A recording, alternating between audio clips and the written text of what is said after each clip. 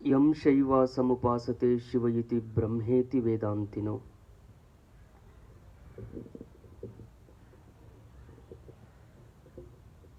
ಬೌದ್ಧ ಬುದ್ಧ ಇತಿ ಪ್ರಮಾಣಪಟವಃ ಕರ್ತೇತಿ ನೈಯಾಯಿಕಾಃ ಅರ್ಹನ್ನಿತ್ಯತ ಜೈನ ಶಾಸನರತಃ ಕರ್ಮೇತಿ ಮೀಮಾಂಸಕಾಃ सोयम वो विदधातु वांछित फलम त्रैलोक्य नातो विभु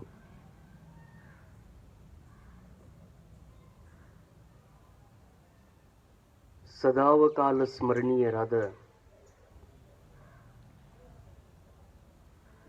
ಮಹಾತ್ಮ ಜಗದ್ಗುರು ಸಿದ್ಧಾರೂಢ ಮಹಾಸ್ವಾಮಿಯನ್ನ ಪರಮಾರಾಧ್ಯ ಶ್ರೀಮನ್ ನಿಜಗುಣ ಶಿವಯೋಗಿಗಳವರ ಷಟ್ಶಾಸ್ತ್ರಗಳಿಗೆ ಟೀಕಾ ತಾತ್ಪರ್ಯವನ್ನು ರಚಿಸಿ ಈ ನೆಲದ ಮುಮುಕ್ಷುಗಳನ್ನು ಉದ್ಧರಿಸಿದಂಥ ಆರೂಢ ಜ್ಯೋತಿ ಪೂಜ್ಯ ಅಜ್ಜನವರನ್ನ ಪ್ರಾರ್ಥನೆ ಮಾಡಿ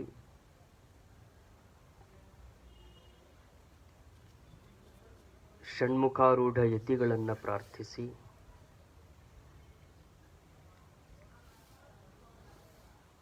ಶ್ರಾವಣ ಮಾಸದುದ್ದಕ್ಕೂ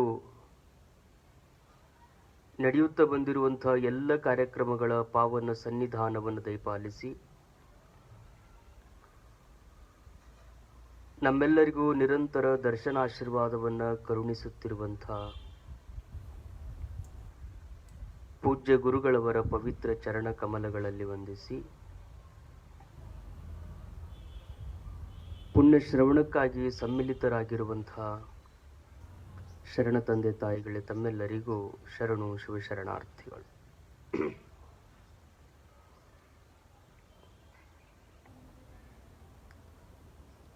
ಶಂಕರ ಭಗವತ್ಪಾದರ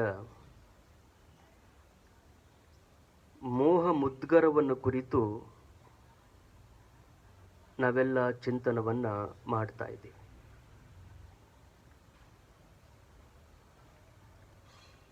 ಜೀವನದ ಕ್ಷಣಿಕತೆಯನ್ನು ಕುರಿತು ಶಂಕರ ಭಗವತ್ಪಾದರು ಬದುಕಿನ ಒಂದೊಂದು ಉದಾಹರಣೆಗಳನ್ನು ನೀಡ್ತಾ ವಿವರಿಸ್ತಾ ಇದ್ದಾರೆ. ಶಂಕರ ಭಗವತ್ಪಾದರು ರಚಿಸಿರುವಂಥ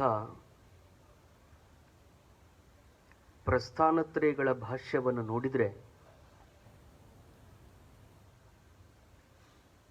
ಅಲ್ಲಿ ಅವರು ಹೇಳುವಂಥ ವಿಚಾರಗಳನ್ನು ಬೌದ್ಧಿಕವಾಗಿ ಸಮೃದ್ಧವಾಗಿ ಬೆಳೆದಿರುವಂಥ ವಿದ್ವಾಂಸರು ಮೆಚ್ಚಿಕೊಳ್ಳುವಂಥ ಆ ವಿಷಯ ನಿರೂಪಣೆಯನ್ನ ಮೋಹ ಮುದ್ಗರದಲ್ಲಿ ಅತ್ಯಂತ ಸರಳ ಶಬ್ದಗಳೊಂದಿಗೆ ಸಾಮಾನ್ಯರಿಗೂ ಅರ್ಥವಾಗುವಂತೆ ತಿಳಿಸಿಕೊಟ್ಟಿದ್ದಾರೆ.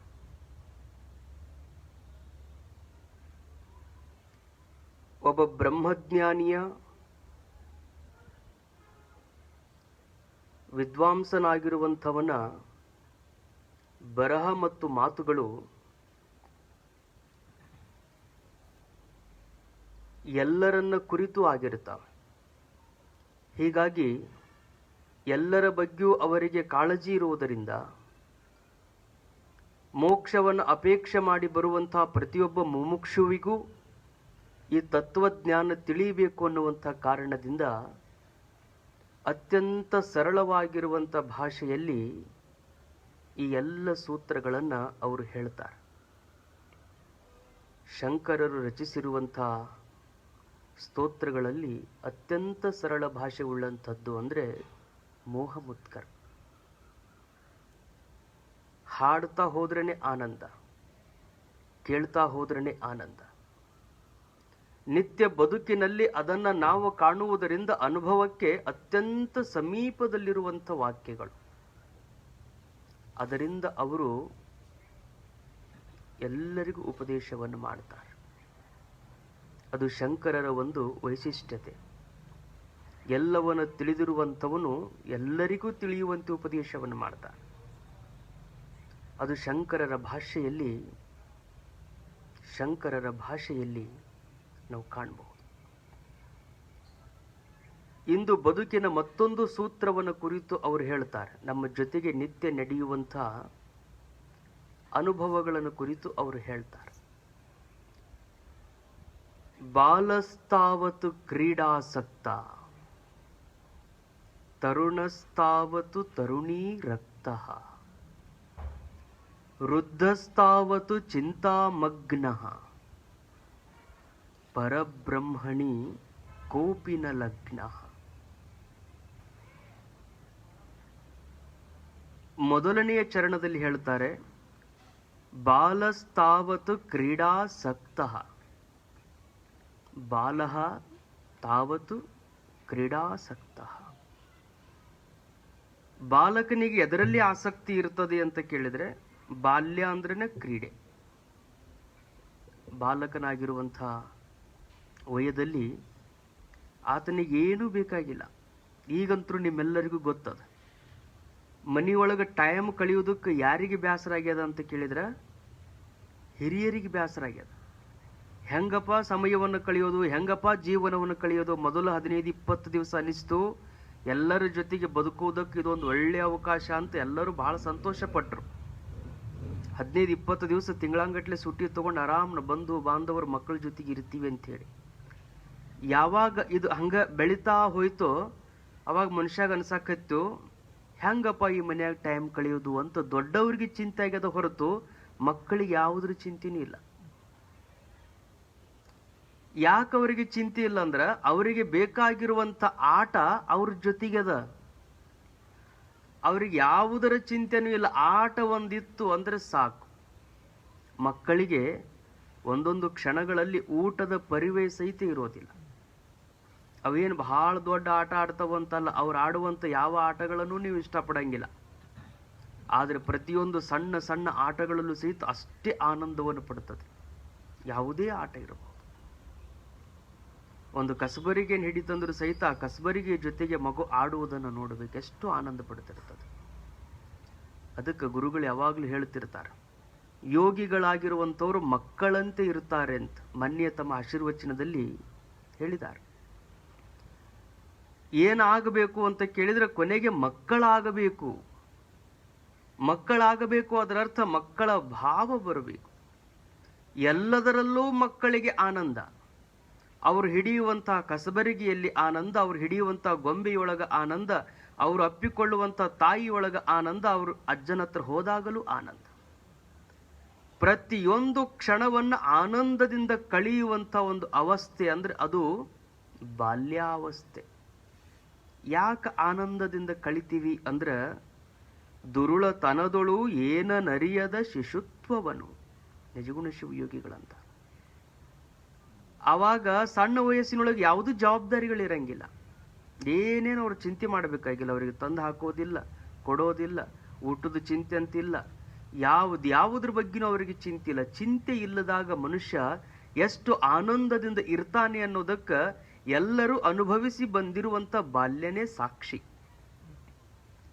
ಬಾಲ್ಯದೊಳಗಿದ್ದಂಥ ಆನಂದ ಇನ್ಯಾವ ದಿನಗಳಲ್ಲೂ ನಾವು ಸುಮ್ಮನೆ ನೆನೆಸ್ಕೊಳ್ಳೋದಷ್ಟೆ. ಆ ಆನಂದ ಈಗೇನೆಲ್ಲ ಸೌಕರ್ಯಗಳಿದ್ರೂ ಸಹಿತ ಬಾಲ್ಯದಲ್ಲಿದ್ದಂಥ ಆನಂದ ಅದು ಬರಲಿಕ್ಕೆ ಸಾಧ್ಯ ಇಲ್ಲ. ಅಂಥ ಬಾಲ್ಯವನ್ನು ಎದರೊಳಗೆ ನಾವು ಕಳಿತೀವಿ ಅಂದ್ರೆ ಕ್ರೀಡಾಸಕ್ತ. ಬಾಲ್ಯದೊಳಗೆ ಆಸಕ್ತಿ ಇರುವಂಥ ಒಂದೇ ಒಂದು ಕ್ಷೇತ್ರ ಅಂದ್ರೆ ಆಟ. ಅದರಲ್ಲಿ ಆನಂದ ಮಗುವಿಗೆ. ಮಗು ಆಟದಲ್ಲೂ ಆನಂದ ಪಡುತ್ತದೆ, ನೋಟದಲ್ಲೂ ಆನಂದ ಪಡುತ್ತದೆ, ಊಟದಲ್ಲೂ ಆನಂದ ಪಡುತ್ತದೆ. ಬಾಲತನದಲ್ಲಿ ಆಟದೊಳಗೂ ಆನಂದ, ನೋಡುವಂಥ ನೋಟದೊಳಗೂ ಆನಂದ. ಅದು ಎಲ್ಲೂ ಅಶುದ್ಧತೆಯನ್ನು ತುಂಬಿಕೊಂಡಿರಂಗಿಲ್ಲ. ಅದರ ಕಣ್ಣುಗಳು ಯಾಕ ಮಕ್ಕಳ ಮುಖವನ್ನು ನೋಡಿದ ತಕ್ಷಣನೇ ಎಲ್ಲರಿಗೂ ಆನಂದ ಆಗ್ತದೆ ಅಂತ ಕೇಳಿದ್ರೆ, ಆ ಮುಖದಲ್ಲಿರುವಂಥ ಕಣ್ಣುಗಳಲ್ಲಿ ಯಾವುದೇ ಕಶ್ಮಲತೆ ತುಂಬಿಕೊಂಡಿರಂಗಿಲ್ಲ, ಅದರಲ್ಲಿ ವಂಚನೆ ಇರಂಗಿಲ್ಲ, ಅದರಲ್ಲಿ ಮೋಸಗಾರಿಕೆ ತುಂಬಿಕೊಂಡಿರಂಗಿಲ್ಲ, ಇನ್ನೊಬ್ಬರಿಗೆ ಏನೋ ಮಾಡಬೇಕು ಅನ್ನುವಂಥ ಕಪಟತನದಿಂದ ಆ ಕಣ್ಣುಗಳು ತುಂಬಿಕೊಂಡಿರಂಗಿಲ್ಲ. ಆ ಕಣ್ಣುಗಳನ್ನು ನೋಡಿದ್ರೆ ಸಾಕು, ಎಂಥ ಕ್ರೂರಿಯೂ ಸಹಿತ ಒಂದು ಕ್ಷಣ ಸಭ್ಯನಾಗಿ ಹೋಗ್ತಾನೆ. ಕಾರಣ ಏನು ಅಂದರೆ, ಆ ಮಗುವಿನ ನೋಟದಲ್ಲಿರುವಂಥ ಪರಿಶುದ್ಧತೆ, ಆ ಮಗುವಿನ ನೋಟದಲ್ಲಿರುವಂಥ ಆನಂದದ ತೀವ್ರತೆ. ಅದು ಊಟ ಮಾಡಬೇಕಾದ್ರೂ ಅಷ್ಟೇ ಆನಂದದಿಂದ ಊಟ ಮಾಡ್ತದೆ. ಏನು ಕೊಟ್ರೂ ಅಷ್ಟೇ ಆನಂದ. ಇಂಥದ್ದೈತಿ ಹಿಂಗೈತಿ ಅಂತ ಎಂದೂ ಮಕ್ಕಳು ಅನ್ನಂಗಿಲ್ಲ. ಅಷ್ಟು ಸಂತೋಷದಿಂದ ತಗೊಳ್ತಾವಂದ್ರೆ ಬಾಲತನದ ಆ ದಿನಗಳು ಆಟ ಆಡುವುದರಲ್ಲಿ, ನೋಡುವಂತಹ ಪರಿಶುದ್ಧತೆಯಲ್ಲಿ, ಆನಂದದಲ್ಲಿ ಕಳೆದು ಹೋಗ್ತಾವೆ. ಈ ಕಾರಣದಿಂದಾಗಿ ಭಾರತೀಯ ಸಂಸ್ಕೃತಿಯಲ್ಲಿ ಮಕ್ಕಳ ಬಗ್ಗೆ ಬಹಳಷ್ಟು ಕಾಳಜಿ, ಬಹಳಷ್ಟು ಪ್ರೀತಿ ಅದ. ಮಕ್ಕಳ ಮನಸ್ಸು ಅಂದ್ರೆ ಆ ವಯಸ್ಸಿನೊಳಗೆ ಏನನ್ನು ನಾವು ಬಿತ್ತುತ್ತೀವಲ್ಲ ಅದು ಮುಪ್ಪಿನವರೆಗೂ ಬರುತ್ತದೆ.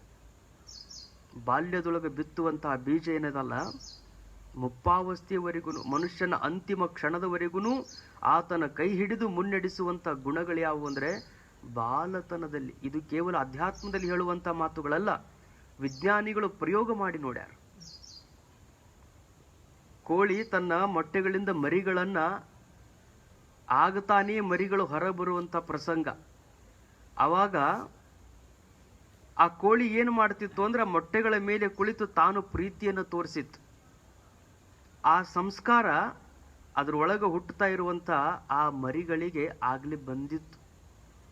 ಕೋಳಿ ತಾನು ಮೇಲೆ ಕೂತು ಅದಕ್ಕೆ ಸಂಸ್ಕಾರವನ್ನು ಕೊಟ್ಟು, ಬೆಚ್ಚನೆಯ ಗಾಳಿಯನ್ನು ಕೊಟ್ಟು ಅದನ್ನು ಮರಿಗಳನ್ನಾಗಿ ಮಾಡುವಾಗ ತನ್ನೆಲ್ಲ ಭಾವವನ್ನು ಅದರೊಳಗೆ ತುಂಬ್ತಾ ಇರೋದನ್ನ ಒಳಗಿರುವಂತ ಮರಿಗಳು ಆಗ್ಲೇ ತಾವು ಪಡ್ಕೊಂಡಿದ್ದು. ಹಂಗ ಪಡ್ಕೊಂಡಂತ ಮರಿಗಳು ಇನ್ನೇನು ಹೊರಗೆ ಬರ್ತಾವು ಅನ್ನೋದ್ರೊಳಗನ ಅದ್ರೊಳಗಿನ 2 ಮರಿಗಳನ್ನು ತೆಗೆದು ಬಾತುಕೋಳಿ ಹತ್ರ ಬಿಟ್ರಂತ. ಪ್ರಯೋಗದೊಳಗೆ ಸಾಮಾನ್ಯವಾದ ಕೋಳಿಯ 2 ಮರಿಗಳನ್ನು ತೆಗೆದು ಬಾತುಕೋಳಿ ಹತ್ರ ಬಿಟ್ಟಾಗ ಆ ಬಾತುಕೋಳಿ ಅದು ತನ್ನ ಮರಿಗಳಲ್ಲ. ಅದು ಏನು ಮಾಡ್ತದಂದ್ರೆ ಇವೆರಡೂ ಮರಿಗಳು ಅದರ ಹತ್ರಕ್ಕೆ ಹೋದ ತಕ್ಷಣ ಅದು ಅವುಗಳ ಮೇಲೆ ಕುಕ್ತದ. ನನ್ನ ಹತ್ರಕ್ಕೆ ಬರಬೇಡ ಅಂತ ಆ ಬಾತುಕೋಳಿ 2 ಮರಿಗಳನ್ನು ದೂರ ಸರಿಸ್ತದ. ಅದು ಹೆಂಗೆಂಗ ದೂರ ಸರಿಸ್ತದ, ಇವೆರಡೂ ಮರಿಗಳು ಹೋಗಿ ಅದನ್ನ ಅಪ್ಕೊಳಕ್ ಹೊಕ್ಕ. ಅದು ಹೆಂಗೆಂಗ ಇವುಗಳ ತಲೆ ಮೇಲೆ ಕುಕ್ಕಿ ದೂರ ಸರಿಸೋದಕ್ಕೆ ಪ್ರಯತ್ನ ಮಾಡ್ತದೆ. 2 ಮರಿಗಳು ಮತ್ತೆ ಅಷ್ಟ ಪ್ರೀತಿಯಿಂದ ಆ ಬಾತುಕೋಳಿಯನ್ನು ಅಪ್ಕೊಳಕ್ ಹೊಂಟಾವ. ಯಾಕಂದ್ರೆ ಮೊದಲು ತಾಯಿ ಕೋಳಿ ಏನು ಮಾಡ್ಯದ, ಅದ್ರ ಮ್ಯಾಲ ಕುಂತು ಅಪ್ಪಿಕೊಳ್ಳುವ ಸಂಸ್ಕಾರವನ್ನು ಕೊಟ್ಟದ.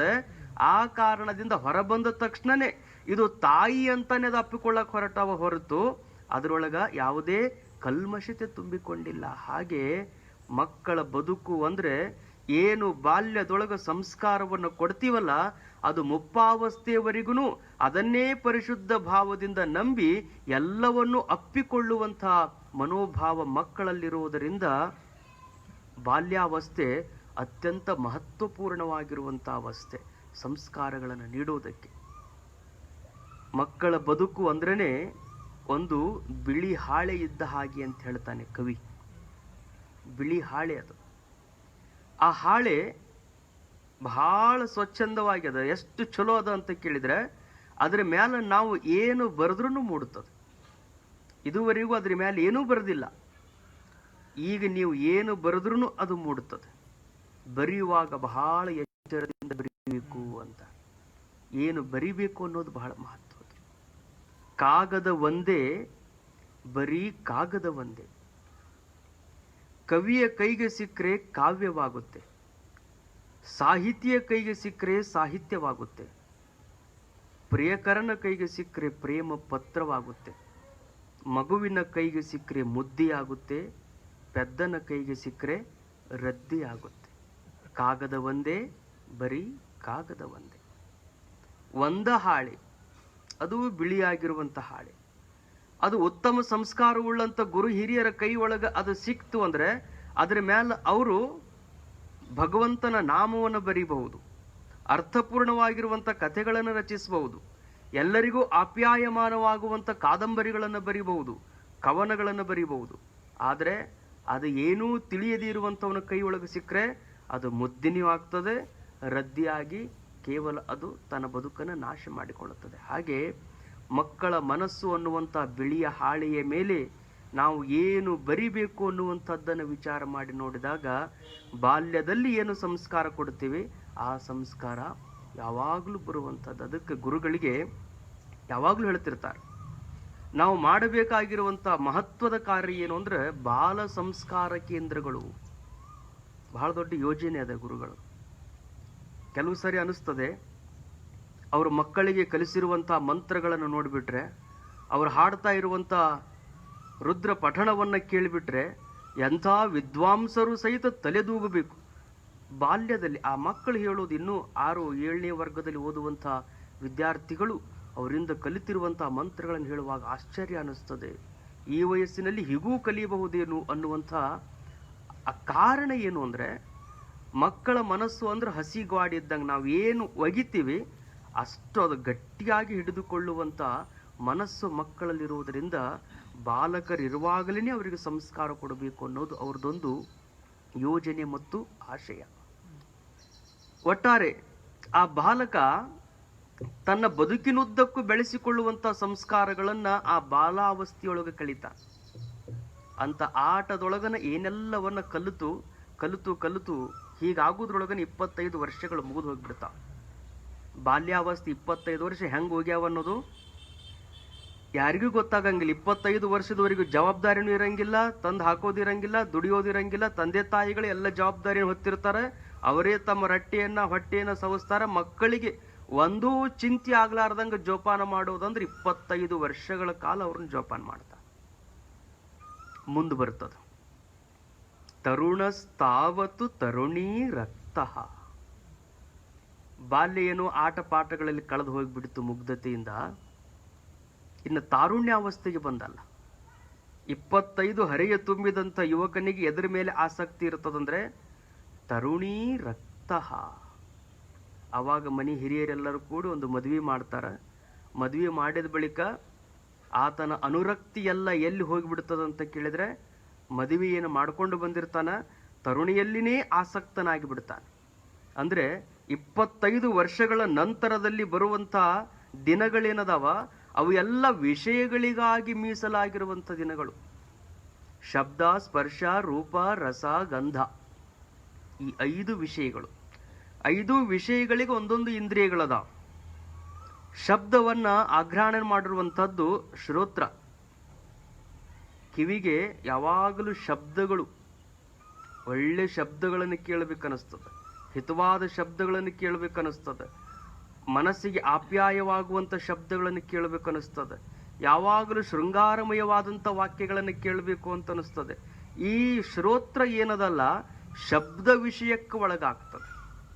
ಶ್ರೋತ್ರ ಅನ್ನುವಂಥ ಇಂದ್ರಿಯ ಶಬ್ದಕ್ಕೆ ಒಳಗಾಗ್ತದೆ. ಶಬ್ದ ಅನ್ನುವಂಥ ವಿಷಯವನ್ನ ಅದು ಹಿಡಿದು ತನ್ನ ಬದುಕನ್ನು ಕ್ಷೀಣಿಸ್ಕೊಳ್ತಾ ಬರ್ತದೆ. ಹಾಗೆ ಸ್ಪರ್ಶ ಅನ್ನುವಂಥದ್ದು ಕೂಡ ಆ ವಿಷಯವನ್ನ ತ್ವಕ್, ನಮ್ಮ ಚರ್ಮ ಅನ್ನುವಂಥ ಇಂದ್ರಿಯಕ್ಕೆ, ತ್ವಕ್ಕಿಗೆ ಯಾವುದು ವಿಷಯ ಅಂದ್ರೆ ಸ್ಪರ್ಶ.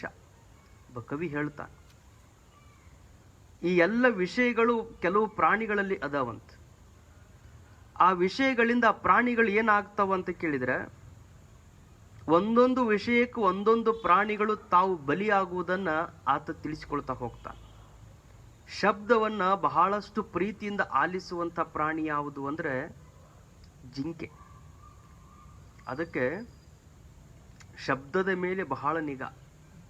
ಅದರಲ್ಲೂ ವಿಶೇಷವಾಗಿ ಮೃದಂಗಗಳನ್ನು ನುಡಿಸೋದಕ್ಕೆ ಕೇಳಿಬಿಟ್ರೆ ಜಿಂಕೆಗಳಿಗೆ ಬಹಳ ಆನಂದ ಆಗ್ತದೆ. ಯಾಕೆ ಹಂಗೆ ಆನಂದ ಆಗ್ತದ ಅಂತ ಹಲವಾರು ಸರಿ ಹೇಳ್ತಾರೆ. ಆ ಮೃದಂಗವನ್ನು ತಯಾರು ಮಾಡುವುದಕ್ಕೆ ಬಳಸಿದಂಥ ಚರ್ಮ ಏನದಲ್ಲ, ಅದು ಜಿಂಕೆಯ ಚರ್ಮ ಇರ್ತದೆ.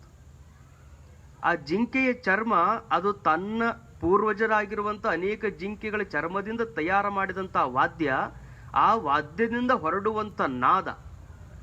ಬಯಲು ಸೀಮೆಗಳಲ್ಲಿ ಆ ಮೃದಂಗವನ್ನು ಬಾರಿಸ್ತಾ ಎಲ್ಲೋ ದೂರ ಕುಳಿತುಕೊಂಡಿರ್ತಾರ. ಬಾರಸಾವ್ ಕಣ್ಣಿಗೆ ಕಾಣಿಸ್ತಿರಂಗಿಲ್ಲ. ದೂರದೊಳಗಿರುವಂಥ ಜಿಂಕೆಗಳೆಲ್ಲ ಏನು ಮಾಡ್ತಾವ ಅಂದ್ರೆ ಆ ಶಬ್ದವನ್ನ ಕೇಳ್ತಾ ಕೇಳ್ತಾ ಕೇಳ್ತಾ ಹತ್ತಿರಕ್ಕೆ ಬರ್ತಾವ.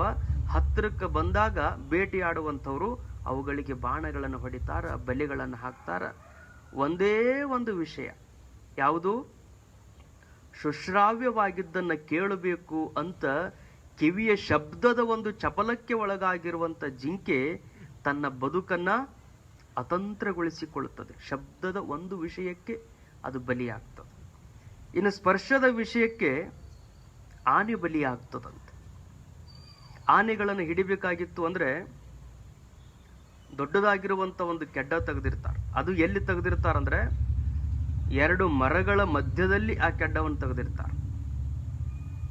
ಅದು ಏನು ಮಾಡ್ತದ ಆನೆ ಅಂತ ಕೇಳಿದ್ರೆ, ತನ್ನ ಮೈಗಳ ಎರಡೂ ಭಾಗಗಳನ್ನು ಉಜ್ಜಿಕೊಳ್ಳಬೇಕು ಅಂತ ದಪ್ಪವಾಗಿರುವಂತಹ ಗಿಡದ ಸಮೀಪಕ್ಕೆ ಆನೆಗಳು ಬರ್ತಾವ. ಅಲ್ಲೇ ತನ್ನ ಮೈಯ ಒಂದು ತುರುಕಿಯನ್ನು ತುರಿಸಿಕೊಳ್ಳುವುದರ ಸಲುವಾಗಿ ಬರುವಂತ ಆನೆ, ಮುಂದೆ ಪಳಗಿಸಿದಂತ ಆನೆ ಇರ್ತದೆ. ಆ ಆನೆಗೆ ಹೆಂಗ ಹೋಗಬೇಕು ಅಂತ ಇವ್ರು ಕಲಿಸಿಕೊಟ್ಟಿರ್ತಾರ. ಅದರ ಹಿಂದಿಂದ ಬರುವಂತ ಆ ಆನೆ ಯಾವಾಗ ಈ ಗಿಡಗಳನ್ನು ನೋಡ್ತದಲ್ಲ, ತಾನೊಂದಿಷ್ಟು ಮೈಯನ್ನ ಉಜ್ಕೋಬೇಕು ಅಂತ ಅದ್ರ ಹತ್ರಕ್ಕೆ ಹೋದ ತಕ್ಷಣನೇ ಆ ಗಿಡದ ಕೆಳಗನ್ನ ತೆಗೆದಿರ್ತಾರ, ಮ್ಯಾಲ ಹುಲ್ಲು ಹಚ್ಚಿರ್ತಾರೆ, ಯಾರಿಗೂ ಗೊತ್ತಾಗಿರಂಗಿಲ್ಲ. ಆ ತಗ್ಗಿನೊಳಗ ಆನೆ ಬೀಳ್ತದೆ. ಬರೇ ಒಂದು ಸ್ಪರ್ಶ ಸುಖವನ್ನ ಅನುಭವಿಸಬೇಕು ಅಂತ ಹೋಗಿರುವಂತ ಆನೆ ಆ ತಗ್ಗಿಗೆ ಬಿದ್ದು ಇಡೀ ತನ್ನ ಬದುಕನ್ನ ಇನ್ನೊಬ್ಬರ ಕೈಯೊಳಗನೇ ಕಳೆಯುವಂತಹ ಪ್ರಸಂಗ ಬರ್ತದೆ. ತನ್ನ ಸ್ವಾತಂತ್ರ್ಯತೆಯನ್ನೇ ಅದು ನಾಶ ಮಾಡಿಕೊಳ್ಳುತ್ತದೆ. ಕಾರಣ ಏನು ಅಂದ್ರೆ, ಸ್ಪರ್ಶ ಅನ್ನುವಂಥ ವಿಷಯಕ್ಕೆ ಅದು ಒಳಗಾಗಿದ್ದರಿಂದ. ಕಣ್ಣಿಗೆ ಒಂದು ವಿಷಯ ಅದ, ನೇತ್ರಕ್ಕೆ ರೂಪವೇ ವಿಷಯ. ಇದಕ್ಕೆ ಏನು ಚಪಲ ಅಂದ್ರೆ, ನೋಡಬೇಕು ಅನ್ನುವಂಥದ್ದು ಕಣ್ಣಿನ ಆಸಕ್ತಿ. ಯಾವಾಗಲೂ ನೋಡಬೇಕು, ಯಾವುದು ಸುಂದರವಾಗ್ಯದ ಅದನ್ನು ನೋಡಬೇಕು. ಪತಂಗ ಅದು ಸೌಂದರ್ಯಕ್ಕೆ ಮಾರು ಹೋಗುವಂತ ಒಂದು ಕೀಟ. ಮನೆಯೊಳಗೆ ನಾವು ದೀಪ ಹಚ್ಚಿಟ್ವಿ ಅಂದ್ರೆ ಆ ದೀಪದ ಸೌಂದರ್ಯಕ್ಕೆ ಅದು ಮಾರು ಹೋಗ್ತದೆ. ಅದ್ರ ಕಣ್ಣುಗಳು ಇಷ್ಟು ಸೂಕ್ಷ್ಮ ಇರ್ತಾವಲ್ಲ, ಆ ದೀಪದ ಬೆಳಕನ್ನು ಕಂಡ ತಕ್ಷಣನೇ ಅದನ್ನು ಅಪ್ಪಿಕೋಬೇಕು ಅಂತ ಅದಕ್ಕೆ ಅನಿಸ್ತದೆ. ರೆಕ್ಕೆಗಳು ಬಹಳ ಸೂಕ್ಷ್ಮ, ಸ್ವಲ್ಪ ಶಾಖ ಬಡಿದ್ರೆ ಸಾಕು ಸುಟ್ಟು ಹೋಗ್ಬಿಡ್ತಾವ. ಅಷ್ಟು ಸೂಕ್ಷ್ಮವಾಗಿರುವಂತ ರೆಕ್ಕೆಗಳನ್ನು ಹೊಂದಿದಂತ ಹುಳು ಏನ್ ಮಾಡ್ತದಂದ್ರೆ, ನಾನು ಸತ್ರು ಚಿಂತೆ ಇಲ್ಲ, ಒಂದು ಸಾರಿ ಆ ದೀಪವನ್ನು ನಾನು ಅಪ್ಪಿಕೋಬೇಕು ಅಂತ ರೂಪಕ್ಕೆ ಮರುಳಾಗಿರುವಂತ ಪತಂಗ ಆ ದೀಪವನ್ನು ಬಂದು ಅದು ಅಪ್ಪಿಕೊಳ್ಳೋದಕ್ಕೆ ಹೋಗ್ತದೆ. ಯಾವಾಗ ಅದ್ರ ಹತ್ರಕ್ಕೆ ಹೋಗ್ತದೆ, ರೆಕ್ಕೆಗಳನ್ನು ಸುಟ್ಟುಕೊಂಡು ಅಲ್ಲೇ ಸತ್ತು ಹೋಗಿಬಿಡುತ್ತದೆ. ಕೇವಲ ರೂಪಕ್ಕಾಗಿ ಅದನ್ನ ಅನುಭವಿಸಬೇಕು, ಆ ರೂಪವನ್ನು ಆಸ್ವಾದಿಸಬೇಕು ಅಂತ ಹೋದಂತ ಪತಂಗ ಇಡೀ ತನ್ನ ಬದುಕನ್ನೇ ನಾಶ ಮಾಡಿಕೊಳ್ಳುತ್ತದೆ. ಇನ್ನ ರಸಕ್ಕಾಗಿ ನಾಲಿಗೆಗೆ ಉದಾಹರಣೆ ಯಾವುದು ಕೊಡ್ತಾರಂದ್ರೆ ಮೀನಕ್ಕ ಅಂಥ ಇಂಥ ಕೊಳೆತ ಮಾಂಸಗಳನ್ನು ಹಿಡಿದು ತಿನ್ನುವಂತ ಚಪಲತೆ ಇರ್ತದೆ. ಅದಕ್ಕೆ ಮೀನು ಹಿಡಿಯೋರು ಏನು ಮಾಡ್ತಾರಂದ್ರೆ, ತಾವು ಹಾಕುವಂತ ಕೊಂಕಿಗೆ ಅದಕ್ಕೆ ಮಳಿ ಹುಳಗಳನ್ನು ಹಚ್ಚಿರ್ತಾರೆ. ಆ ಹುಳಗಳನ್ನು ಅದರೊಳಗೆ ಸಿಕ್ಕಿಸಿರ್ತಾರೆ. ಅದೇನು ಹಿಡಿದ್ರೆ ಬಿಡುವಂಥದ್ದಲ್ಲ. ಆ ಹುಳದ ವಾಸನೆಗಾಗಿ, ಅದರೊಳಗಿರುವಂತ ಮಾಂಸದ ವಾಸನೆಗಾಗಿ ಏನ್ ಮಾಡ್ತದೆ ಮೀನು ಅಂದ್ರೆ, ಅದನ್ನ ಹಿಡಿಬೇಕು ಅಂತ ಬರ್ತದೆ, ತಾನೇ ಮೀನುಗಾರನ ಕೈಯೊಳಗೆ ಸಿಕ್ಕು ಸತ್ತು ಹೋಗ್ತದೆ. ಒಂದು ರಸನೇಂದ್ರಿಯ, ನಾಲಿಗೆಯ ತೃಷೆಗಾಗಿ, ನಾಲಿಗೆಯ ಒಂದು ರುಚಿಯನ್ನ ಇಂಗಿಸುವುದಕ್ಕಾಗಿ ಬಂದಿರುವಂತ ಮೀನು ಏನಾಗ್ತದೆ, ಆ ಮೀನುಗಾರನ ಕೈಯೊಳಗೆ ಸಿಕ್ಕು ಸತ್ತು ಹೋಗ್ತದೆ. ಗಂಧಕ್ಕಾಗಿ ಅಂದ್ರೆ ಈ ಮೂಗಿಗೆ ಇರುವಂತ ವಾಸನಾ ಈ ಪ್ರಪಂಚ ಏನದಲ್ಲ, ಅದನ್ನ ತೃಪ್ತಿಪಡಿಸಬೇಕು ಅಂತ ಹೇಳಿ ಭ್ರಮರದ ಹುಳು ಹೇಳ್ತಾರಲ್ಲ ಬಸವಣ್ಣವರು, ನಿಮ್ಮ ಚರಣ ಕಮಲದೊಳಗ ಆನು ತುಂಬಿ ಅಂದ್ರೆ ಆ ತುಂಬಿಯ ಹುಳು, ಅದಕ್ಕೆ ಭ್ರಮರ ಅಂತಾರೆ. ಅದು ಕಮಲದಲ್ಲಿ ಕೂತ್ಕೊಳ್ತದೆ. ಕಮಲದಲ್ಲಿ ಕುಳಿತುಕೊಂಡು ಆ ಕಮಲದ ಮಕರಂದವನ್ನ ಅದು ಆಸ್ವಾದಿಸ್ತದೆ. ಎಷ್ಟು ಆಸ್ವಾದಿಸ್ತದೆ ಅಂದ್ರೆ, ಸೂರ್ಯೋದಯಕ್ಕೆ ಬಂದಿರುವಂತ ಆ ಭ್ರಮರ ಸಾಯಂಕಾಲದವರೆಗೂ ಅದರೊಳಗನೆ ಕೂತು ಆನಂದವನ್ನು ಪಡಿತದೆ. ಆನಂದವನ್ನು ಪಡೆದಿರೋ ಚಿಂತೆ ಇಲ್ಲ. ಆದ್ರೆ ಸಾಯಂಕಾಲ ಆಯ್ತು, ಇನ್ನೇನು ಕಮಲ ಬಾಡುವಂಥದ್ದು, ಕಮಲ ಮುದುಡಿಕೊಳ್ತದೆ, ಇಲ್ಲಿಂದ ನಾನು ಎದ್ದು ಹೋಗಬೇಕು ಅನ್ನುವಂಥ ಪರಿಜ್ಞಾನವನ್ನು ಅದು ಮರೆತು ಬಿಡ್ತದೆ. ವಿಚಾರ ಮಾಡ್ತದೆ, ಇನ್ನೂ ಸೂರ್ಯ ಮುಳುಗಿಲ್ಲ, ಇನ್ನೊಂದು ಸ್ವಲ್ಪ ಹೊತ್ತು ಇಲ್ಲೇ ಕುಂದ್ರು. ಅವಾಗ ಕಮಲ ಏನ್ ಮಾಡ್ತದೆ, ಒಂದೊಂದು ಪಕಳಿಗಳನ್ನ ಸೂರ್ಯ ಮುಳುಗಿದಂಗೆಲ್ಲ ಅದು ಮುಚ್ಚಿಕೊಂತ ಬರ್ತದೆ. ಆದ್ರೆ ಭ್ರಮರಕ್ಕೆ ಇನ್ನೊಂದು ಶಕ್ತಿ ಅದ. ಏನು, ಮನೆಯೊಳಗಿರುವಂತ ಕಟ್ಟಿಗೆಗಳನ್ನು ಕೊರೆದು ಅದು ತೂತು ಮಾಡಿರ್ತದೆ. ಕಟ್ಟಿಗೆಗಳಿಗೆ ತೂತು ಹಾಕಿ ಅದರೊಳಗೆ ಹೋಗಿ ಅದು ವಾಸ ಮಾಡ್ಕೊಂಡಿರ್ತದೆ. ಆದ್ರೆ ಆ ಕಮಲದ ಎಲೆಗಳ ಒಳಗೆ ದಳಗಳ ಒಳಗೆ ಕುಳಿತಿರುವಂತ ಭ್ರಮರಕ್ಕೆ ವಿಚಾರಣೆ ಬರಂಗಿಲ್ಲ. ಅಂತ ಕಠಿಣವಾಗಿರುವಂತ ಕಷ್ಟಕರವಾಗಿರುವಂತ ಕಟ್ಟಿಗೆಯನ್ನ ಕೊರೆದು ನಾನು ಒಳಗೆ ಹೊಕ್ಕೀನಿ, ಈ ಕಮಲದ ಹೂವನ್ನು ಕೊರೆಯುವುದು ಎಷ್ಟು ದೊಡ್ಡದು ಅಂತ ಅದಕ್ಕೆ ವಿಚಾರಣೆ ಬರಂಗಿಲ್ಲ. ಯಾಕಂದ್ರೆ ಆ ವಾಸನೆಗೆ ಅದು ಒಳಗಾಗಿಬಿಟ್ಟಿರ್ತದೆ. ಅದಕ್ಕೆ ನೋವಾಗಬಾರ್ದು ಅಂತ ಬಿಡ್ತದೋ ಗೊತ್ತಿಲ್ಲ, ಅದರೊಳಗಿರುವಂಥ ಆನಂದವನ್ನು ಇನ್ನಷ್ಟು ಸವಿಬೇಕು ಅಂತ ಇರ್ತದೋ ಗೊತ್ತಿಲ್ಲ. ಯಾವಾಗ ಪೂರ್ತಿ ಪಕಳೆಗಳು ಮುಚ್ಕೊಂಡು ಹೋಗ್ತಾವ ಆವಾಗ ಭ್ರಮರ ಆ ಕಮಲದೊಳಗನೇ ತನ್ನ ಪ್ರಾಣವನ್ನು ಬಿಡುತ್ತದೆ. ಒಂದೇ ಒಂದು ಮಕರಂದದ ಆಸ್ವಾದಿಸಬೇಕು ಅಂತ ಆ ಪರಿಮಳಕ್ಕಾಗಿ ಹೋಗಿರುವಂಥ ಭ್ರಮರ ಇಡೀ ತನ್ನ ಬದುಕನ್ನೇ ನಾಶ ಮಾಡಿಕೊಳ್ಳುತ್ತದೆ. ಒಂದೊಂದು ಪ್ರಾಣಿಗಳು, ಒಂದೊಂದು ಕೀಟಗಳು ಒಂದೊಂದೇ ವಿಷಯಕ್ಕೆ ಬಲಿಯಾಗ್ತಾವ, ತಮ್ಮ ಜೀವನವನ್ನೇ ಕಳ್ಕೊಳ್ತಾವ. ಈ 5 ಇಂದ್ರಿಯಗಳು ಪ್ರಬಲವಾಗಿರುವಂಥ ಪ್ರಾಣಿ ಅಂದ್ರೆ ಮನುಷ್ಯ ಪ್ರಾಣಿ. ಆತನಿಗೆ ಕಣ್ಣು ಅಷ್ಟ ಚುರುಕದವ, ಕಿವಿನೂ ಅಷ್ಟ ಚುರುಕದವ, ಚರ್ಮನೂ ಅಷ್ಟ ಚುರುಕದ, ನಾಲಿಗೆನೂ ಅಷ್ಟೇ ಚುರುಕದ. ಪ್ರತಿಯೊಂದು ಇಂದ್ರಿಯಗಳು ಅಷ್ಟೇ ಪ್ರಬಲವಾಗಿರುವುದರಿಂದ ಇಡೀ ತನ್ನ 25 ವರ್ಷಕ್ಕೆ ಏನು ಬಾಲಾವಸ್ಥೆ ಕಳೆದು ತಾರುಣ್ಯಾವಸ್ಥೆಗೆ ಬಂದಿದ್ದ 50 ವರ್ಷಗಳಲ್ಲಿ ಈ ಎಲ್ಲ ಇಂದ್ರಿಯಗಳ ಆಸಕ್ತಿಯನ್ನ ಆತ ತುಂಬಿಸುವುದರೊಳಗಾಗಿನೇ ಕಳೆದು ಬಿಡ್ತ. 50 ವರ್ಷಗಳು ಸರ್ವೇ ಸಾಧಾರಣವಾಗಿ ಇಂದ್ರಿಯಗಳ ಈ ವಿಷಯಗಳಿಗೇ ಬಲಿಯಾಗಿ ಹೋಗಿಬಿಡ್ತಾವ. ಅದನ್ನು ಶಂಕರ ಭಗವತ್ಪಾದರು ತರುಣಸ್ತಾವತು ತರುಣೀ ರಕ್ತಃ ಒಂದು ಉದಾಹರಣೆಯನ್ನು ಹೇಳಿದ್ರು ಅವರಷ್ಟೆ. ಆದರೆ ಈ 5 ವಿಷಯಗಳು, 5 ಇಂದ್ರಿಯಗಳು, ಈ ಎಲ್ಲ ಇಂದ್ರಿಯಗಳು ಆ ವಿಷಯಗಳನ್ನು ಉಪಭೋಗಿಸಬೇಕು ಅನ್ನುವಂಥದ್ರೊಳಗಾಗಿನೇ ತನ್ನ ಬದುಕಿನ ಅರ್ಧ ಆಯುಷ್ಯವನ್ನು ಮನುಷ್ಯ ಕಳೆದು ಬಿಡ್ತಾನೆ. ಮುಂದಂತಾರವರು, ಆಯಿತು 50 ವರ್ಷ ಹೋದ್ರೂ ಚಿಂತಿಲ್ಲ, 50 ವರ್ಷಗಳ ಕಳೆದ ನಂತರ ಏನು ವೃದ್ಧಾಪ್ಯ ಬರ್ತದಲ್ಲ, ರಿಟೈರ್ಮೆಂಟ್ ಲೈಫ್ ಅಂತ ಏನು ಬರ್ತದಲ್ಲ, ಅವಾಗಾದ್ರೂ ಪರಮಾತ್ಮನ ಕಡೆಗೆ ಇವನು ಚಿಂತೆ ಹೋಗ್ತದೇನು, ಅಲ್ಲಾದ್ರೂ ಇವ ಚಿಂತನವನ್ನು ಮಾಡ್ತಾನೇನು ಅಂತ ಕೇಳಿದ್ರೆ, ವೃದ್ಧಸ್ತಾವತ್ತು ಚಿಂತಾ ಮಗ್ನಃ. ವೃದ್ಧಾಪ್ಯ ಬಂತು ಅಂದ ತಕ್ಷಣನೇ ಅವಾಗ ಕೈಯಾಗ ಶಕ್ತಿ ಕಡಿಮೆ ಆಗಿರ್ತದೆ, ಮೈಯೊಳಗೆ ಶಕ್ತಿ ಕಡಿಮೆ ಆಗಿರ್ತದೆ, ಆದ್ರೆ ಮನಸ್ಸು ವಿಚಾರ ಮಾಡೋದು ಮಾತ್ರ ನಿಲ್ಸಿರಂಗಿಲ್ಲ. ಚಿಂತಾಮಗ್ನ, ಬರೀ ಚಿಂತೆ ಮಾಡೋದು. ವೃದ್ಧಾಪ್ಯದೊಳಗ ಚಿಂತೆ ಮಾಡೋದು, ಚಿಂತನೆ ಮಾಡಿದ್ರೆ ಚಲೋ.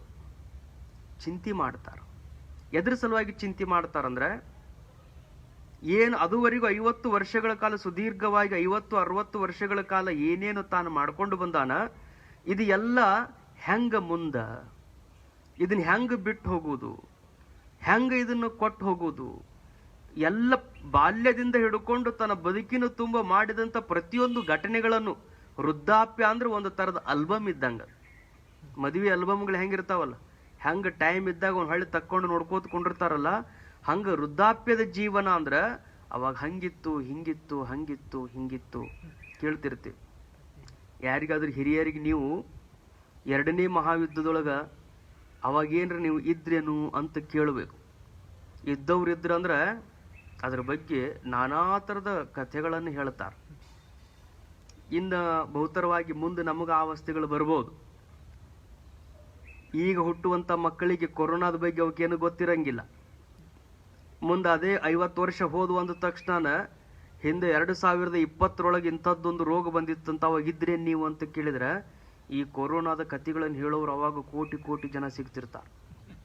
ಇಡೀ ಭಾರತದ ತುಂಬ ವೃದ್ಧಾಪ್ಯದೊಳಗೆ ಇನ್ನು 60 ವರ್ಷದ ನಂತರ ಏನು ಹುಟ್ಟುವಂಥ ಮಕ್ಕಳಿಗೆ ನಾವು 60 ವರ್ಷದವರು ಆದ ನಂತರ ಯಾವ ಕಥೆಗಳನ್ನು ಹೇಳ್ತಿರ್ತೀವಿ ಬರೀ ಅಂದರೆ ಕೊರೋನಾದ ಕಥೆನ. ಯಾಕಂದ್ರೆ ಇದು 1 ದಿವಸ ಆಗಿದ್ದಲ್ಲ, 2 ದಿವಸ ಆಗಿದ್ದಲ್ಲ, ವರ್ಷ ಪೂರ್ತಿ ಬರೀ ಇದ್ರದ ಚಿಂತೆ ಮಾಡಿದಂಥ ಮನುಷ್ಯ ಅಂತಾನ ನಮ್ಮ ಕಾಲಕ್ಕೆ ಹಂಗಿತ್ತು, ನಮ್ಮ ಕಾಲಕ್ಕೆ ಅಂಥದ್ದು ಬಂದಿತ್ತು, ಇಂಥದ್ದು ಬಂದಿತ್ತು ಅಂತ ಹಿಂದಿನ ಘಟನೆಗಳನ್ನೇ ಕಾಯಂ ಮೆಲುಕು ಹಾಕುವುದು ಅಂದ್ರೆ ವೃದ್ಧಾಪ್ಯ. ಅದು ಇಂಥದ್ದೇ ವಿಷಯ ಅಂತಲ್ಲ, ಎಲ್ಲವನ್ನು ಬರೀ ಮೆಲುಕು ಹಾಕೋಂತ ಚಿಂತೆ ಮಾಡೋದು. ಅವಾಗ ಹಂಗಿದ್ದೆ ಹಿಂಗಾತು, ಹಂಗಿದ್ದೆ ಹಿಂಗಾತು. ಮುಂದೆ ಮಕ್ಕಳ ಬಗ್ಗೆ ಚಿಂತೆ ಮಾಡೋದು, ನಾನಿಷ್ಟೆಲ್ಲ ಮಾಡೀನಿ, ಮುಂದೆ ಇವ್ರು ಹೆಂಗೆ ಮಾಡ್ತಾರ ಏನು, ಏನು ಮಾಡ್ತಾರ ಏನೋ. ಅವ್ರ ಬದುಕನ್ನು ಕುರಿತು ಚಿಂತೆ ಮಾಡೋದು, ತನ್ನ ಬದುಕಿನ ಹಿಂದಿನ ಘಟನೆಗಳನ್ನು ಕುರಿತು ಚಿಂತೆ ಮಾಡೋದು, ಮನೆಗೆ ಹೋದವ್ರ ಬಗ್ಗೆ ಚಿಂತೆ ಮಾಡೋದು, ಬಂದವ್ರ ಬಗ್ಗೆ ಚಿಂತೆ ಮಾಡೋದು. ಇಡೀ ಬದುಕ ಎದ್ರೊಳಗೆ ಹೋಗಿಬಿಡ್ತದೆ ವೃದ್ಧಾಪ್ಯದ ಜೀವನ ಅಂದ್ರೆ ಚಿಂತೆ ಚಿಂತೆ ಚಿಂತೆ ಹೇಳ್ತಾರೆ ಅವರು.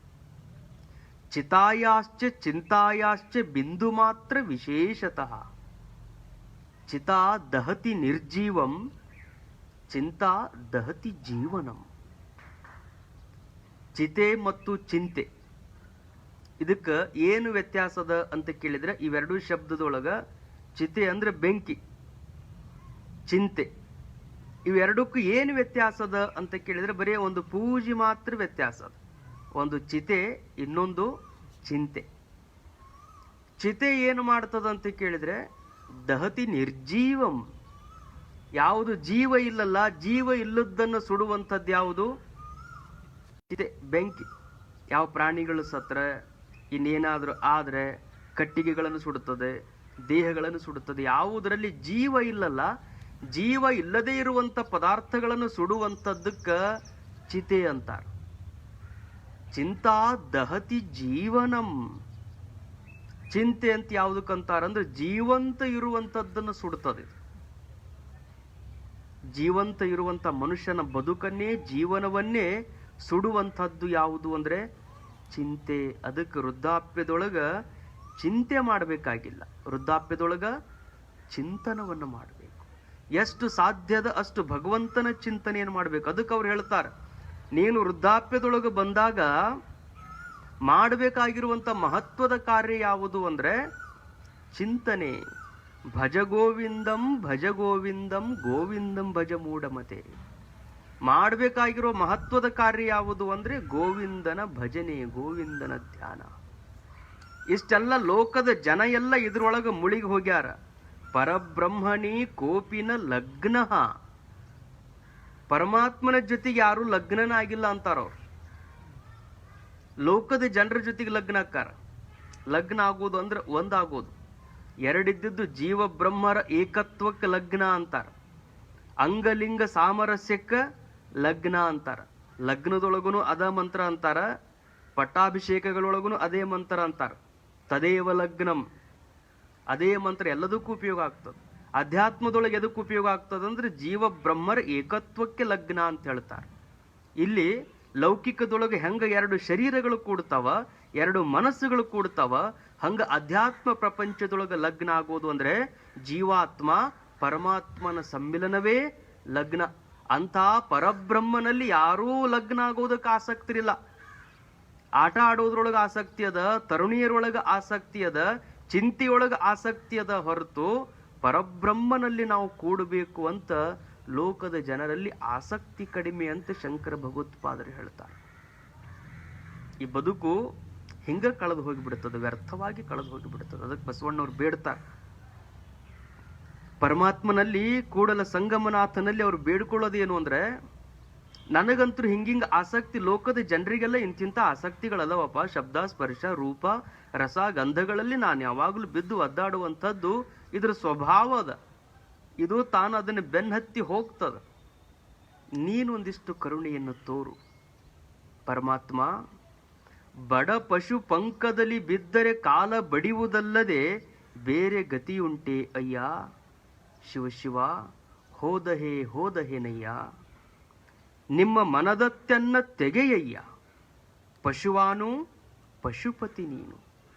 ತುಡುಗುಣಿಯೆಂದು ಹಿಡಿದು ಬಡೆಯದ ಮುನ್ನ ಕೂಡಲ ಸಂಗಮ ದೇವ ನಿಮ್ಮ ಬಯ್ಯದಂತೆ ಮಾಡು. ಪರಮಾತ್ಮನಿಗೇನೋ ಅವರು ಪ್ರಾರ್ಥನೆ ಮಾಡ್ತಾರೆ. ಬಡ ಪಶು ಪಂಕದಲ್ಲಿ ಬಿದ್ದರೆ ಕಾಲು ಬಡಿಯುವುದಲ್ಲದೆ ಬೇರೆ ಗತಿಯುಂಟೆ. ಬಡ ಪಶು ಅದು ಎಂಥ ಪ್ರಾಣಿ ಅಂದ್ರೆ, ಬಹಳ ಪ್ರಾಣಿಗಳಲ್ಲಿ ತಾಕತ್ತು ಬಹಳ ಇರ್ತದ.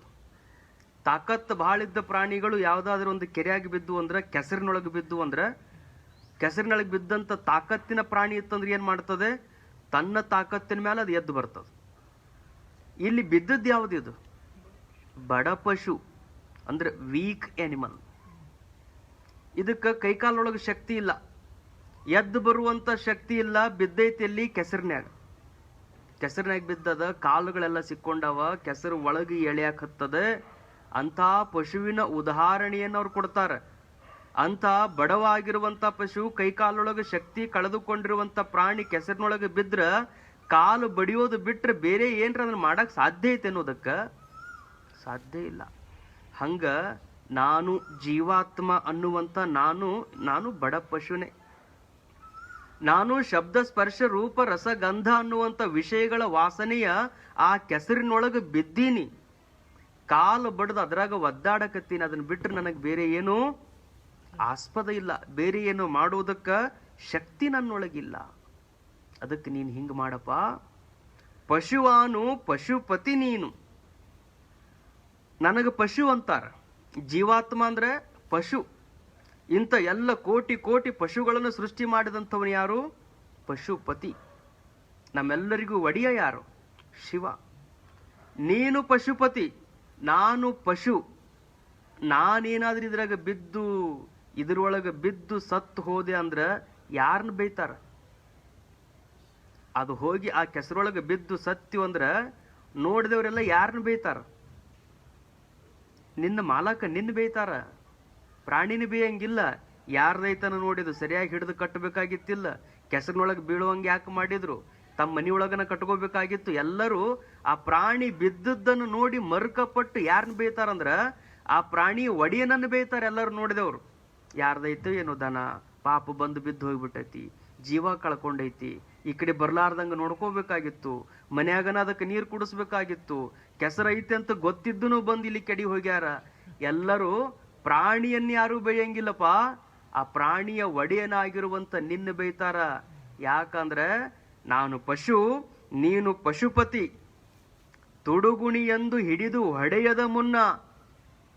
ಇನ್ನೂ ಒಂದು ಉದಾಹರಣೆ ಕೊಡ್ತಾರ ಅವ್ರು. ಕೆಸರಿನೊಳಗೆ ಬಿದ್ದು ಪಶುಂದ ಹಂಗಾತು.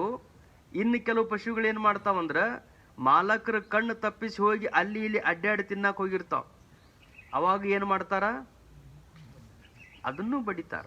ಅವಾಗ ಬಡ್ಕೊಂತ ಒಂದ್ ಮಾತಂತಾರ, ಯಾರ್ದಿದು ಪ್ರಾಣಿ ಅಂತಾರ. ಯಾರ ಮನಿದು, ಯಾರಿದ್ರ ಮಾಲಕರು? ಎಲ್ಲ ಅಪವಾದ ಬರುದು ನಿನಗನ.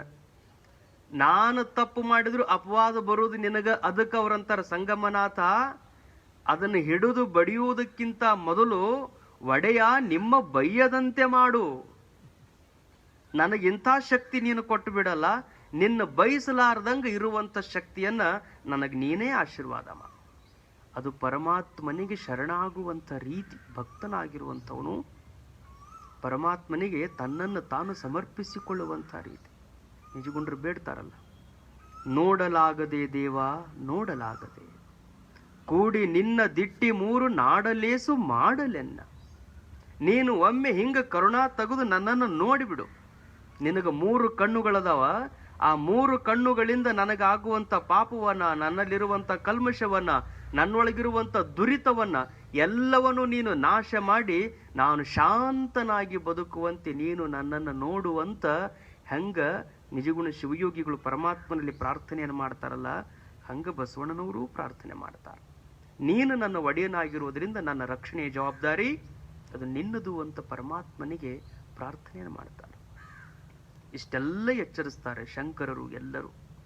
ಆದ್ರೆ ಮನುಷ್ಯರೊಳಗ 4 ಥರದ ಮನುಷ್ಯರು ಇರ್ತಾರೆ. ಅವರು ಸಹಜವಾಗಿ ಎಚ್ಚರ ಆಗಂಗಿಲ್ಲ. ಕೆಲವರು ಅಜ್ಞಾನಿ ಮನುಷ್ಯರು. ಈ ಕುದುರೆಗಳಿರ್ತಾವಲ್ಲ, ಕುದುರೆಗಳೊಳಗೂ 4 ಥರದ ಕುದುರೆಗಳಿರ್ತಾವ. ಕೆಲವು ಕುದುರೆ ಹಿಂಗಿರ್ತಾವಲ್ಲ, ಭಾಳ ಹಠಮಾರಿ ಕುದುರೆಗಳಿರ್ತಾವ. ಅವನ್ನ ಹೆಂಗೆಂಗ ಹೊಡೆದು ಹೊಡೆದು ಹೊಡೆದು ಪಳಗಿಸ್ಬೇಕು ಅಂತಾನ ಹಂಗಂಗ ಹಠಕ್ಕೆ ಬೀಳ್ತಾವ. ಅವು ಎಷ್ಟು ಹೊಡೆದ್ರೂ ಸುದ್ದಾಗಂಗಿಲ್ಲ. ಅವಾಗ ಮಾಲಕರು ಏನು ಮಾಡಿಬಿಡ್ತಾರ, ಅವನ್ನ ಕಾಲಿಗೆ ಹಗ್ಗ ಕಟ್ಟಿ ಕೈ ಬಿಟ್ಬಿಡ್ತಾರ, ಎತ್ತಾಗರ ಹೋಗ್ಲೇದಂತ ಹೇಳಿ. ಎಷ್ಟು ಪಳಗಿಸ್ಬೇಕು ಅಂದ್ರೂ ಎಷ್ಟು ಬಡದ್ರೂ ಸುದ್ದ ಆಗದೆ ಇರುವಂತ ಕುದುರೆಗಳು ಹೆಂಗದಾವಲ್ಲ, ಹಂಗ ಕೆಲವು ಮನುಷ್ಯರದಾರ. ಅವ್ರಿಗೆ ಅಜ್ಞಾನಿ ಮನುಷ್ಯರಂತಾರ. ಎಷ್ಟು ಕೇಳಿದ್ರೂ ಎಷ್ಟು ಸರಿ ಅದನ್ನೇ ಶ್ರವಣ ಮಾಡಿ ಮಾಡಿ ಮಾಡಿದ್ರು ಅವ್ರ ಮೇಲೆ ಏನೇನು ಪರಿಣಾಮ ಆಗಂಗಿಲ್ಲ, ಸುಮ್ಮನೆ ಇರ್ತಾರ. ಮೊದಲನೇದು ಈ ಕಡೆಗೆ ಬರಂಗನೇ ಇಲ್ಲ, ಬಂದ್ರೂ ಅವ್ರ ಮೇಲೆ ಅದು ಪರಿಣಾಮ ಆಗಂಗಿಲ್ಲ.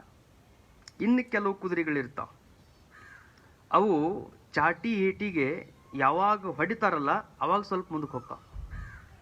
ಮುಂದಕ್ಕೆ ಹೋಗಿ ಅವ್ರು ಹೊಡಿದ್ ನಿಂದ್ರಿಸಿದಂದ್ರೆ ಅವು ನಿಂದಿರ್ತಾವ. ಅವು ಕಾಯಂ ಏನು ಮಾಡ್ಕೊಂತಿರ್ತಾರ, ಅವರು ಹೊಡ್ಕೊಂತಾನೆ ಇರ್ತಾರೆ. ಅವಕ್ಕ ಮೂಢ ಮನುಷ್ಯರು ಅಂತಾರೆ. ಅವರಿಗೆ ಸ್ವಲ್ಪ ಅಜ್ಞಾನದ ಆವರಣ ಬಂದಿರ್ತದೆ ಮತ್ತು ಗುರುಗಳ ಮಾತು ಕೇಳಿದ ತಕ್ಷಣನೇ ಹೌದು ಅನಿಸ್ತದೆ. ಅವಾಗ ಸ್ವಲ್ಪ ಅವ್ರು ಮುಂದಕ್ಕೆ ಹೋಗೋ ಪ್ರಯತ್ನ ಮಾಡ್ತಾರ, ಮತ್ತು ಶ್ರಾವಣ ಮುಗಿತಂದ್ರೆ ಮತ್ತೆ ಗಪ್ಪಾಗಿಬಿಡ್ತಾರೆ. ಅದು ಮೂಢತನದಿಂದ ಕೂಡಿದಂಥ. ಇನ್ನು ಕೆಲವರು ಇರ್ತಾರೆ ಮುಮುಕ್ಷುಗಳು. ಅವರು ಚಾಟಿಯನ್ನು ನೋಡಿದ ತಕ್ಷಣ ಓಡ್ತಾರ, ಅವ್ರು ಹೊಡಿಸ್ಕೊಳ್ಳಂಗಿಲ್ಲ. ಅವರು ತಯಾರಿ ಒಳಗನ ಬಂದಿರ್ತಾರೆ. ಯಾವಾಗಲೂ ಸ್ವಲ್ಪ ಚಾಟಿ ನೋಡಿದ ತಕ್ಷಣನೇ ಯಾವಾಗ ಗುರುಗಳನ್ನು ನೋಡ್ತಾರೆ ಅವರಿಗೆ ಭಕ್ತಿ ಹುಟ್ಟುತ್ತದೆ. ಯಾವಾಗ ಮನೆಯೊಳಗೆ ಭಗವಂತನ ಭಾವಚಿತ್ರಗಳನ್ನು ನೋಡ್ತಾರೆ ಆನಂದ ಪಡ್ತಿರ್ತಾರೆ, ಭಾವೋನ್ಮಾದಕ್ಕೊಳಗಾಗ್ತಿರ್ತಾರೆ. ಅವರು ಗೋವಿಂದ ಗೋವಿಂದ ಅನ್ನೋರು ಕೇಳಿದ್ರೆ, ಶಿವ ಶಿವ ಅನ್ನೋ ಶಬ್ದಗಳನ್ನು ಕೇಳಿದ್ರೆ ಸಾಕು ಅವ್ರಿಗೆಷ್ಟು ಆನಂದ ಆಗ್ತಿರ್ತದ್ರಲ್ಲ, ಅವರಿಗೆ ಮುಮುಕ್ಷುಗಳು ಅಂತಾರೆ. ಅವರು ಸುಮ್ಮನೆ ಚಾಟಿ ನೋಡಿದ್ರೆ ಅಷ್ಟು ಆನಂದ ಪಡ್ತಿರ್ತಾರೆ. ಇನ್ನು ಕೆಲವರು ಯಾವಾಗಲೂ ಜ್ಞಾನಿಗಳಾಗಿರ್ತಾರೆ, ಅವರು ಚಾಟಿ ನೆನಪಿರ್ತದ ಅವ್ರಿಗೆ, ಬರೇ ಅವರು ನೋಡಂಗನೂ ಇಲ್ಲ, ಬಡಿಸ್ಕೊಳ್ಳಂಗನೂ ಇಲ್ಲ, ಅದ್ರ ಜೊತೆಗೆ ಇರಂಗನೂ ಇಲ್ಲ. ಪರಮಾತ್ಮ ಮೃತ್ಯು ಅನ್ನುವಂಥ ಚಾಟಿ ನನ್ನ ಜೊತೆಗೆ ಯಾವಾಗಲೂ ಅದು ನನ್ನ ಹತ್ರ ಬರೋದಕ್ಕಿಂತ ಮೊದಲನೇ ನಾನು ಅವನ ಪಾದವನ್ನು ಹಿಡಿಬೇಕು ಅಂತ ಯಾವುದು ಹೋರಾಟ ಮಾಡ್ತಿರ್ತದೆ ಅದು ಜ್ಞಾನಿಯಾಗಿರುವಂಥ ಮನುಷ್ಯ. ಅದಕ್ಕೆ ಲೋಕದಲ್ಲಿ ನಾವೆಲ್ಲ ಜ್ಞಾನಿಗಳಾಗಬೇಕು ಅಂತ ಶಂಕರ ಭಗವತ್ಪಾದರು ವ್ಯರ್ಥವಾಗಿ ಆಟದಲ್ಲಿ ಸಮಯವನ್ನು ಕಳೆಯದೆ, ವ್ಯರ್ಥವಾಗಿ ವಿಷಯಗಳಲ್ಲಿ ಸಮಯ ಕಳೆಯದೆ, ವ್ಯರ್ಥವಾಗಿ ಚಿಂತೆಯಲ್ಲಿ ಸಮಯ ಕಳೆಯದೆ ಪರಬ್ರಹ್ಮದಲ್ಲಿ ನಾವೆಲ್ಲರೂ ಲಗ್ನರಾಗಬೇಕು ಅಂತ ಶಂಕರ ಭಗವತ್ಪಾದರು ಅಪ್ಪಣೆ ಪಡಿಸ್ತಾರೆ ಅಂತ ಹೇಳ್ತಾ ಇಂದಿನ ಚಿಂತನಕ್ಕೆ ವಿರಮಿಸ್ತಾರೆ.